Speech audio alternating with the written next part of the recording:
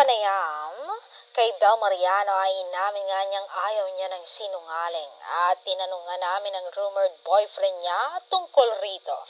At saad ng aktor, aware naman daw siya ukol rito. Dagdag pa ng aktor, I know, sino naman ang may gusto sa sinungaling, di ba? At kung ano ang pinapakita ko kay Bel, hindi po iyon kasinungalingan. Totoo po iyon lahat.